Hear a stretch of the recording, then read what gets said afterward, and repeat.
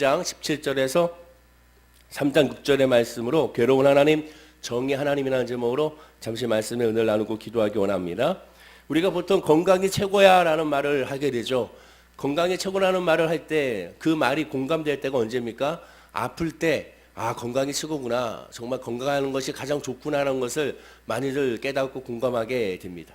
그럼 영적 건강은 어떨까요? 하나님과의 교제, 성령 충만함은 어떨 때 가장 그래, 영적으로 건강하는 것이 좋구나 하는 것을 느낄 수 있을까요? 건강과 마찬가지로 육신적인 건강과 똑같이 우리가 아플 때 육신의 건강이 좋은 것을 깨달은 것처럼, 그럼 영적으로 건강하지 않을 때 그럼 영적으로 건강할 때가 좋은 것이지 라고 깨달을 것인가? 아니라는 거죠. 정반대입니다. 영적으로 건강해야 진짜 건강이 무엇인지를 알게 됩니다. 육신적인 건강은 육신적으로 건강하지 않았을 때 건강의 소중함을 알 수 있지만, 영적인 건강은 절대로 영적으로 건강하지 아니하면 그 건강함의 소중함을 알지 못합니다. 즉 성령 충만 받아야, 성령 충만했을 때 비로소 성령 충만이 이거구나라는 것을 알게 되고, 이렇게 좋은 것이구나, 이렇게 큰 기쁨이구나, 이렇게 큰 평강이구나라는 것을 깨닫게 되는 것이죠. 영적으로 부패하고 하나님의 관계가 단절되면 절대로 깨달을 수가 없는 겁니다. 하나님의 은혜가 아니고서는 깨달을 수 없기 때문에, 그래서 더욱더 하나님과의 관계 가운데 성령의 충만함을 사모해야 되는 것이죠. 오늘 이 말라기서에서 말씀하고 있는 이스라엘 백성들의 영적 타락이 바로 이와 같았습니다. 영적으로 타락했기 때문에 빨리 하나님께 돌아가자, 빨리 옛날에 하나님과의 좋은 관계, 하나님을 예배했던 모습, 성령 충만했던 모습, 그때로 돌아가야 되지 않겠는가, 그때를 그리워하고 그리워야 되는 것이 일반적인 상식인 것 같지만 그렇지가 않다는 거죠. 그들은 돌아갈 생각도, 하나님 앞에 엎드릴 생각도, 자기들의 잘못을 인정할 생각도 전혀 없는 것을 보게 됩니다. 그래서 하나님은 말라기 바로 이 선지자를 통하여 그들에게 가르치고 있지만, 그래도 여전히 깨닫지 못하는 것이 그들의 모습인 것을 보게 됩니다. 어제는 하나님께서 선지자 이스를 통하여 하나님께서 사랑하시는 것이 바로 성결이라는 것을, 구별됨이라는 것을 우리에게 알려주셨습니다. 그리고 이제 오늘은 이 말라기 선지자를 통하여 하나님께서 가장 괴로워하고 있는 것이 무엇인지를 우리에게 지금 말씀해주고 있습니다. 그럼 하나님은 언제 가장 괴로워하실까? 성도가 죄를 지을 때 하나님 괴로워하실까요? 물론 당연히 성도가 죄를 지으면 괴로워하시죠. 하나님의 뜻대로 불순종했을 때 하나님은 괴로워하실까요? 당연히 하나님은 우리가 불순종할 때 하나님은 괴로워하실 겁니다. 또한 성도들이 환난 가운데 고통스러워하고 힘들어하면 하나님이 괴로워하실까? 당연히 하나님은 성도가 힘들어하고 또한 고통받고 있을 때 하나님도 같이 힘들어하시고 같이 안타까워하시는 것을 보게 됩니다. 이 세 가지 경우 모두 하나님은 괴로워하고 아파하신다는 거죠. 그러나 정말 하나님께서 괴로워하고 아파하시는 것은 더 다른 것이 있다고 성경은 우리에게 직접적으로 말씀해주고 있습니다. 즉 이 세 가지는 하나님께서 성경을 통하여 직접적으로 내가 힘들다, 내가 너희들 이런 모습을 볼 때 아프다, 이런 말씀이 없지만, 오늘 성경에 분명하게 하나님께서 괴로워하고 있는 이유가 무엇인지를 우리에게 설명하고 있다는 겁니다. 그럼 그것이 무엇인가? 오늘 본문 17절에 나와 있죠. 우리 17절 말씀을 다 함께 큰 소리로 합독하겠습니다. 시작. 너희가 말로 여호와를 괴롭혀 드렸나이까 하는도다. 이는 너희가 말하기를 모든 악을 행하는 자는 여호와의 눈에 좋게 보이며 그에게 기쁨이 된다 하며, 또 말하기를 정의 하나님이 어디에 계시냐 함이니라. 여러분, 제가 늘 강조하듯이 성경을 읽을 때 그냥 읽으면 안 되고 한 글자 한 글자, 단어 하나하나를 자세하게 묵상을 해야 됩니다. 오늘 성경에서 하나님께서 말로써 하나님을 괴롭게 한다고 분명히 말씀했습니다. 말로, 너희가 말로 여호와를 괴롭게 하고도 이르기를이라고 분명히 말합니다. 하나님 앞에 불만과 불평을 한다는 의미가 아닙니다. 하나님 앞에 불만과 불평하는 것과 하나님께 말로 괴롭히는 것은 어마어마한 차이가 있습니다. 먼저 하나님 앞에 불만과 불평하는 것이 잘못된 것인가? 잘못된 것이 아닙니다, 여러분. 하나님 앞에는 불만과 불평과 의심과 모든 것을 하나님 앞에는 토해내야 되는 거예요. 있는 모습 그대로 주님 앞에 여러분의 마음 상태, 난 믿음이 없어요. 하나님 이럴 수가 있습니까? 하나님 너무하십니다. 하나님 왜 응답해 주지 않습니까? 하나님의 말씀이 믿어지지가 않습니다. 이러한 말은 하나님 앞에 해야 되는 겁니다. 하나님 앞에 고백을 해야 되는 거예요. 누구 앞에? 하나님 앞에. 따라서 하나님 앞에 불만과 불평은 토해내는 것이, 그것이 믿음입니다. 근데 사람들은 이것을 잘못 생각해요. 어찌 불만과 불평의 입술, 부정의 말을 하나님 앞에 할 수 있느냐? 하나님이니까 할 수가 있는 겁니다. 하나님이니까. 예수 그리스도의 십자가 보혈의 이름으로 말미암아 주님 앞에 아버지 하나님 내 마음속에 이런 것들이 도사리고 있습니다. 하나님 이 모든 것들 하나님께 다 쏟아내오니 하나님 이 모든 것들을 다 받으시고 나를 정결케 하여 주시고 나를 회복시켜 달라고 고백을 해야 되는 거죠. 아픈 사람이 의사에게 가서 자기가 아픈 것을 다 얘기해야 되잖아요. 어떻게 오셨습니까? 뭐 어떻게 아프십니까? 다 자세하게 이야기를 해야죠. 의사 선생님한테 이야기하지 않으면 의사 선생님 어떻게 그것을 진단하며 어떻게 그것을 판단하여 처방을 할 수가 있겠습니까? 솔직하게 얘기해야 되는 것과 마찬가지로 하나님 앞에는 여러분의 영적인 상태, 여러분의 육적인 상태, 환경적인 모습을 다 토해내야 되는 겁니다. 그것은 하나님 앞에 불만과 불평이 될 수가 없는 그것이 바로 기도라는 것이죠. 그런데 오늘 성경에 분명히 말하죠. 너희가 말로 여호와를 괴롭게 하고도 너희가 말로 하나님 앞에 불만과 불평하고도 이 말이 아닙니다. 너희가 말로 여호와를 괴롭게 하고도 분명한 차이가 있습니다. 하나님은 출애굽을 한 이스라엘 백성에게 모세를 통하여 십계명을 주셨습니다. 그 십계명이 뭐라고 말씀드렸습니까? 십계명 자체가 바로 구원이고 그것이 복음이라고 예전에 새벽 예배를 통하여 십계명 말씀을 통하여 은혜를 나눈 적이 있었습니다. 특히 십계명의 세 번째 계명은 너는 너의 하나님 여호와 이름을 망령되이 일컫지 말라라고 했습니다. 함부로 부르지 말라라는 것이죠. 망령되이 일컫지 말라. 즉 하나님의 이름을 욕한다거나 하나님의 이름을 그 자체를 이상하게 부른다는 그런 의미가 아닙니다. 하나님의 이름을 함부로 부른다는 의미가 있습니다. 이스라엘 사회에서 이름은 굉장히 중요한 의미가 있죠. 전 인격, 전 존재를 상징하는 것이 바로 그 이름 안에 담겨져 있는 것을 보게 됩니다. 그래서 하나님은 야곱을 이스라엘로, 신약에서 시몬을 게바, 베드로로 이름을 바꿔준 이유도 여기에 있게 되는 것을 보게 되는 것이죠. 그래서 여호와 이름을 망령되이 일컫는다는 그 말은 하나님의 인격, 하나님의 품성, 하나님께 하시는 일, 이 모든 것이 잘못되었다고 불평과 왜곡과 비판하는 것을 말하게 되는 겁니다. 하나님은 잘못하신 겁니다. 하나님 그렇게 하시는 것은 아니죠. 이렇게 말하는 것이 바로 이 하나님의 이름을 망령되이 함부로 부르게 된다고 말하게 되는 겁니다. 하나님이 잘못했다고 여기는 거 그렇게 생각할 수가 있습니다. 그런데 이것을 하나님 앞에 말하면 되는 건데 근데 이것을 하나님 앞에 하는 것이 아니라 사람들에게 말하기 때문에 그것이 바로 하나님의 이름을 함부로 부르는 망령되이 부르는 모습이 되는 겁니다. 망령되이는 말의 사전적인 의미가 무엇입니까? 경험한 것에 대하여 괴롭고 혐오스러운 일을 비유적으로 이루는 말입니다. 자기가 경험한 것에 대하여 자기의 경험에 비춰서 판단하는 것이라고 할 수가 있게 되는 것이죠. 우리가 하나님을 어떻게 판단할 수 있습니까? 하나님의 일은 하나님이 하시고 하나님의 역사는 하나님이 이루시는 거고 하나님의 영광도 하나님께서 영광을 받으시고 스스로 역사하시는 분이라는 것을 우리가 알게 되는 것이죠. 인간은 하나님의 일을 절대로 판단할 수가 없습니다. 그것을 예측할 수도 없게 되는 것이죠. 오늘날 그렇게 과학이 발달하고 슈퍼컴퓨터 몇백억짜리를 갖다라도 일기예보 제대로 맞추지 못하는 시대인 것을 우리가 보지 않습니까? 하나님의 일을 어찌 인간이 판단하며 어찌 그것을 예측할 수가 있겠습니까? 아무도 못하는 거죠. 내일을 알지 못하는 것이 우리고 1시간 후에 일을 알지 못하는 것이 바로 우리들의 모습인 것을 우리가 기억해야 되는 것이죠. 말이라는 것은 음성을 겉으로 외적으로 드러내는 것이 바로 말이라고 할 수가 있습니다. 따라서 말에는 의견이라는 것이 들어가 있는 것이죠. 그러나 이 말이라는 이 의견이 결국 사람들에게 영향력을 끼치게 되는 겁니다. 그래서 말에 힘이 있다고 말하는 이유가 여기에 있게 되는 것이죠. 그래서 이 말은 항상 그 마음의 중심에서부터 흘러나와서 외적인 말로 드러날 수밖에 없습니다. 내가 헛소리했어, 마음이 없는 소리였어, 그런 말은 있을 수가 없죠. 정신과에 보면, 심리학에 보면 말이라는 것은 마음속 깊은 곳에 드러난 것이기 때문에 결코 헛소리라는 것이 드러날 수가 없다라고 말을 하게 되는 겁니다. 꿈도 마찬가지죠. 꿈을 왜 꿉니까? 평상시에 의식적으로 생각하는 것이 무의식으로 꿈으로 드러나는 것을 우리가 알게 되는 것이죠. 따라서 말이라는 것은 마음속 깊은 곳에 있었던 것이 튀어나온 것이 말이라고 할 수가 있게 되는 겁니다. 하나님은 그래서 항상 무엇을 중심에 보십니까? 마음의 중심을 보시는 거죠. 예컨대 사무엘상 16장 7절에 보면 하나님은 외모가 아닌 중심을 보신다고 말씀하고 하나님은 빌립보서 4장 7절에 염려와 걱정이 다가올 때도 맡기라고 하시면서 그 맡겼을 때 우리의 마음과 생각을 지키신다고 말씀하고 있고 또 히브리서 4장 12절에 보면 하나님의 말씀은 우리의 마음의 생각과 뜻을 판단하신다고 했습니다.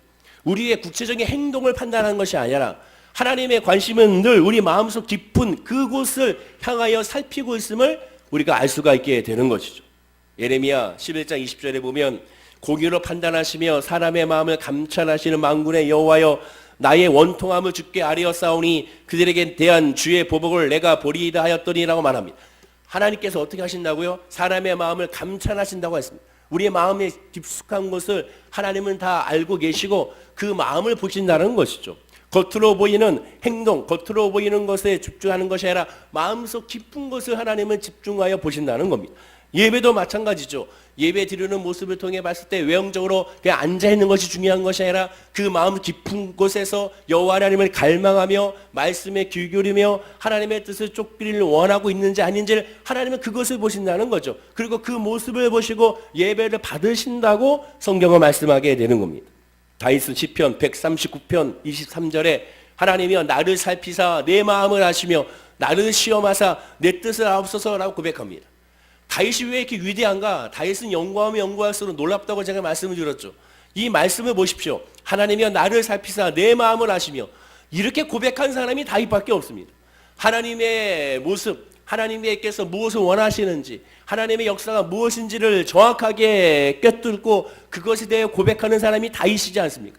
하나님이 내 마음을 아시오니 내 마음을 살피시사 내 마음 가운데 하나님의 뜻으로 나를 돌이켜달라고 기도하고 있는 이 다윗의 기도에 하나님이 어찌 반응하지 않을 수 있으며 또 하나님이 어찌 이 사람을 향하여 내 마음에 합한 사람이라는 말을 아니할 수가 있겠습니까?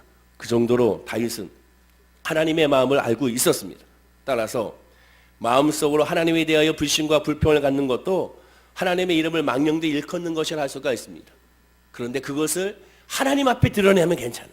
다시 강조하지만 하나님 앞에 얘기하면 상관없어요. 그것은 믿음의 고백이 되고 그 믿음의 고백이 하나님께서 성령으로 말미암아 그 기도가 바뀌어지게 됩니다. 다윗이 그렇지 않습니까? 다윗의 시편이 그렇잖아요. 하나님 어느 때까지 나를 이렇게 내버려 두십니까?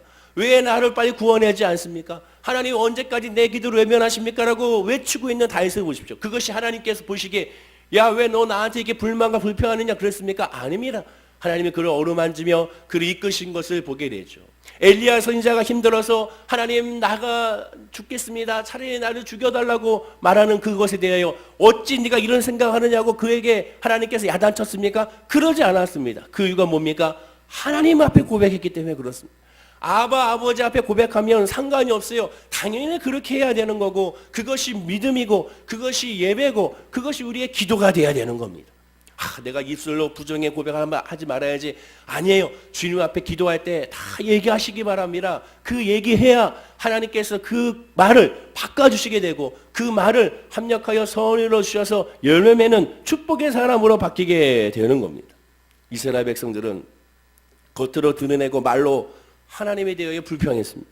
말에는 크게 두 가지 목적이 있습니다. 첫째는 의사를 전달하는 목적이 있고 두 번째는 말에는 아까 말한 의견이 있기 때문에 설득시키는 역사가 있게 되는 거예요. 범죄를 봐도 범죄를 행동하는 사람이 더 나쁜 사람입니까? 뒤에서 그것에 대하여 지시하는 사람이 나쁜 사람입니까?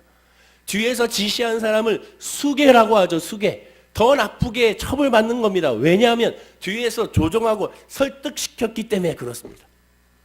하나님 앞에도 마찬가지입니다. 이 말이라는 것은요, 불만과 불평을 하나님께 하면 상관이 없지만 그것을 다른 사람에게 전달했을 때 그것이 그 사람으로 말하면 그의 영을 결국에 어떻게 합니까? 영적으로 병들게 만들어 버리는 겁니다. 공동체를 죄로 물들어 버리게 만드는 큰 죄가 되는 겁니다. 하나님은 그것에 대하여 지금 말씀하고 있게 되는 겁니다.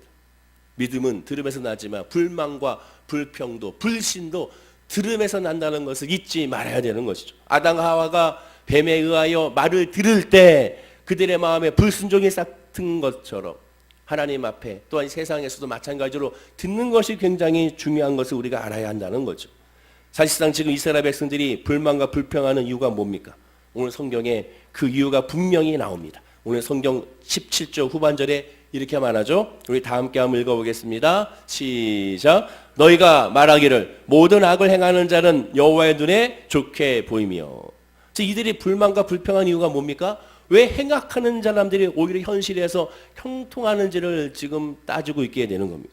이에 대한 하나님의 반론은 너무나도 간단하고 쉽습니다. 다시 한번 17절 후반절을 화면과 함께 읽어볼까요? 자, 시작. 이는 너희가 말하기를 모든 악을 행하는 자는 여호와의 눈에 좋게 보이며 그에게 기쁨이 된다 하며 또 말하기를 정의 하나님이 어디 계시냐 함이니라.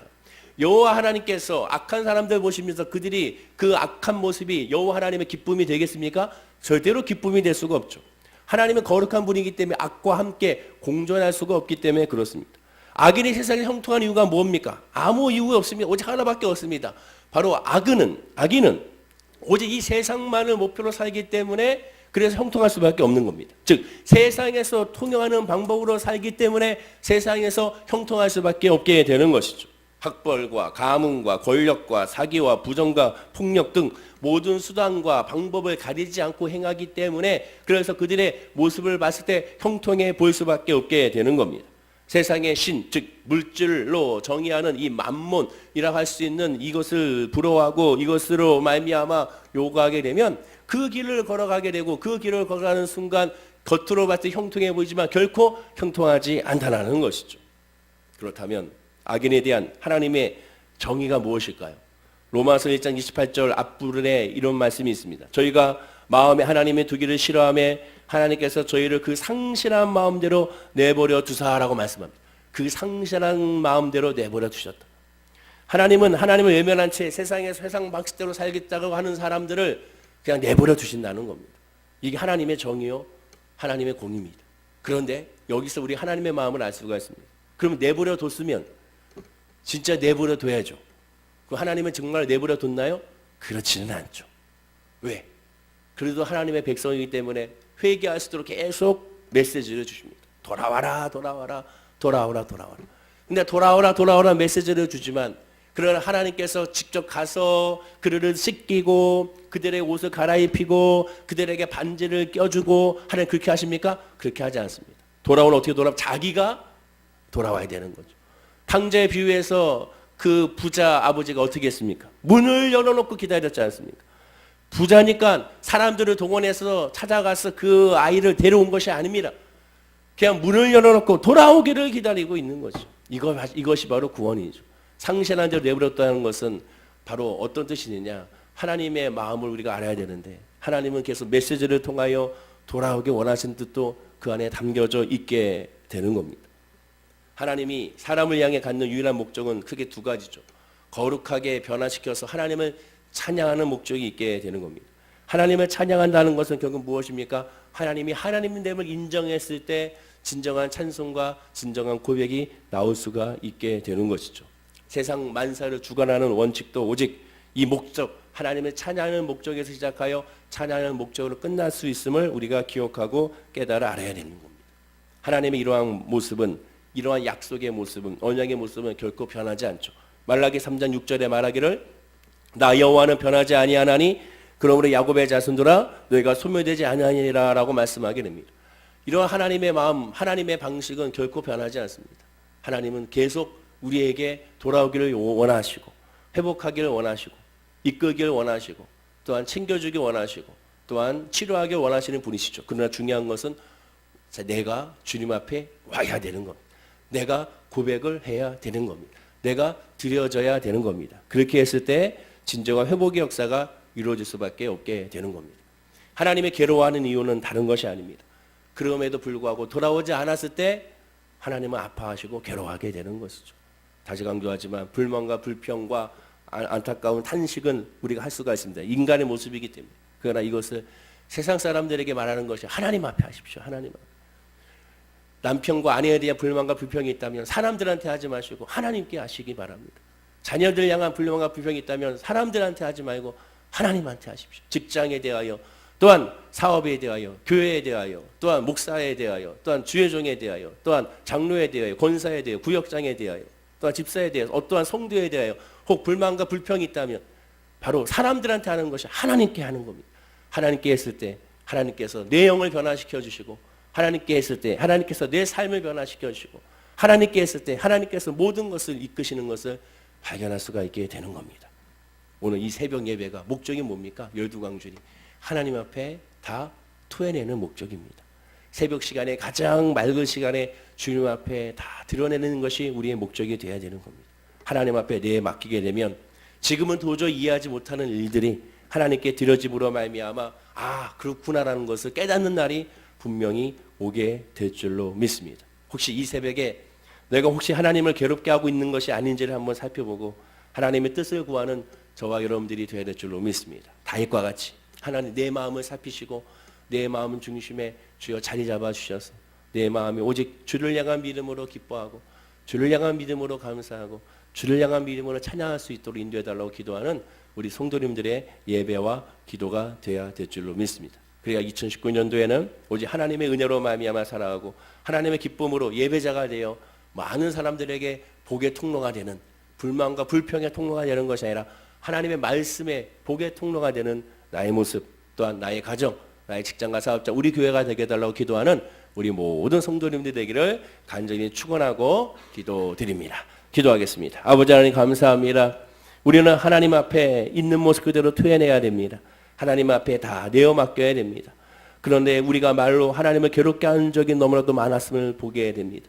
그 말로 괴롭게 하는 것은 하나님 앞에 고백하는 것이 아니라 사람들에게 고백했기 때문에 결국 하나님 앞에 바로 괴롭게 하는 것을 깨닫게 되는 것입니다. 사랑하는 우리 성도님들, 우리의 있는 모습 그대로의 말을 하나님께 올리게 하여 주옵소서. 내 마음의 속상함, 내 마음의 답답함, 내 마음의 눌림, 내 마음의 억울함, 이 모든 것들 사람에게 말하는 것이 아니라 하나님 앞에 예배와 기도로 아뢰게 하여 주시고 드려지게 하여 주셔서 하나님께서 이 모든 것을 받으시고 인도하시고 역사하시고 회복시키는 것을 발견하게 하여 주시옵소서. 하나님께서는 말씀하셨습니다. 레의 자손을 깨끗하게 하되 금과 은같이 그들을 연단한다고 하셨습니다.